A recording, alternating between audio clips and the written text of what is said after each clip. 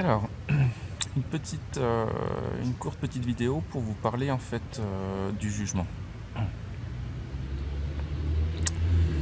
Euh, Quand on dit j'aime pas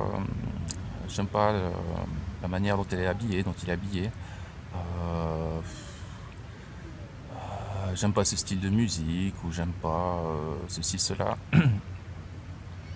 ça paraît assez facile en fait de voir euh, que ça c'est du jugement. Bon, c'est très naturel, c'est très répandu. Et ça peut être la première définition d'ailleurs du mot jugement.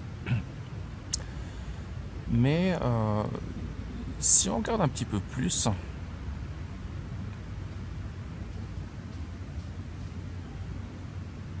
le fait de dire n'importe quoi sur n'importe quoi, c'est-à-dire sur n'importe quelle situation, sur n'importe quel instant de vie, sur n'importe quelle perception,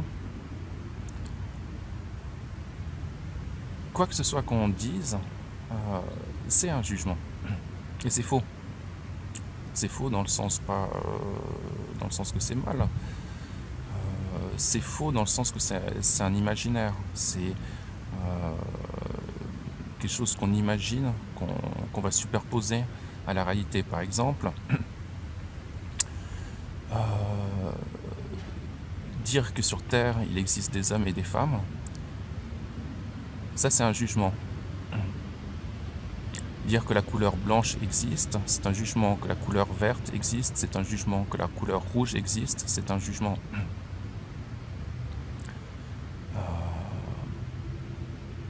Dire que l'eau, l'air, le feu,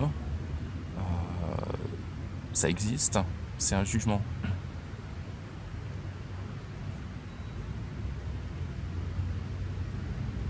Dire que maintenant je suis en train de parler et que maintenant il y a quelqu'un qui écoute, c'est un jugement.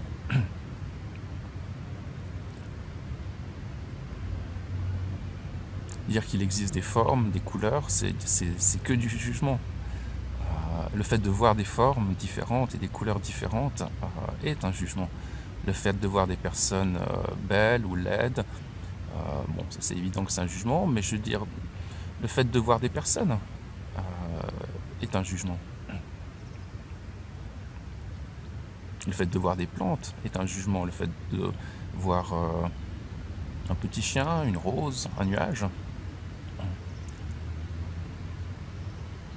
c'est un jugement. Parce que, pourquoi c'est un jugement?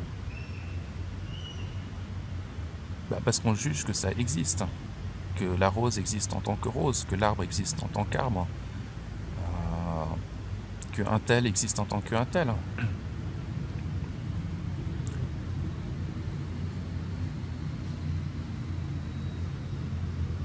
Mais ça, c'est superposé à la réalité, je veux dire. C'est tellement naturel, tellement spontané qu'on le voit même pas. On pense que c'est 100% normal de faire ça.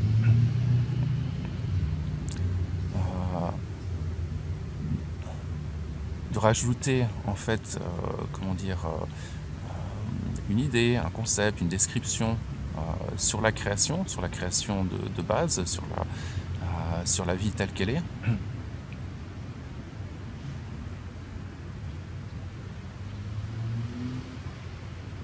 Mais c'est pas vraiment utile, je veux dire. Enfin, c'est même, comment dire, c'est même très très contre-productif en fait de faire ça, parce que en jugeant que l'arbre est un arbre, on sépare l'arbre de la source, du non manifesté, du sans forme.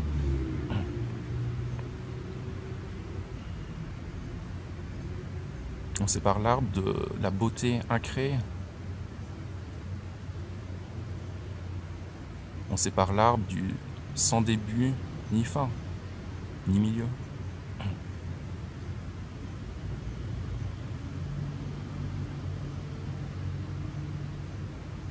Si je dis ceci est un homme, ceci est une femme,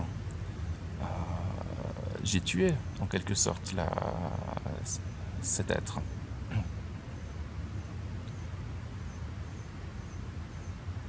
Parce qu'en disant c'est une femme, c'est un homme, automatiquement Ça- cette personne, cet être, semble mortel. Donc séparé de la source, séparé de ce qui est immuable.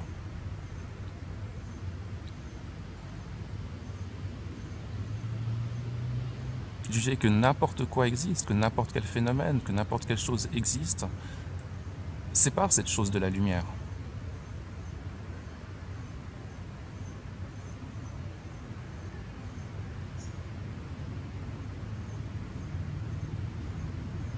La lumière, on peut l'apercevoir dans le monde dans lequel on vit. Mais sa source, elle n'est pas dans le monde, elle n'est pas quelque part. Elle est nulle part, elle est introuvable. Il n'y a pas de chemin d'accès pour arriver à cette source.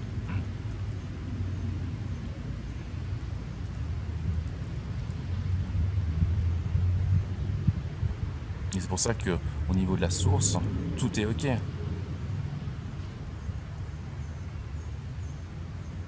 Et donc en disant ceci est un homme, ceci est une femme, ceci est un enfant, ceci est un vieillard, ceci est un mur, ceci est un ciel bleu, eh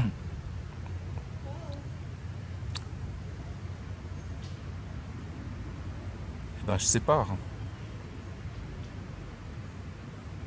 Je sépare les choses, les êtres de la source. C'est pas ce qu'on veut. Personne ne veut ça.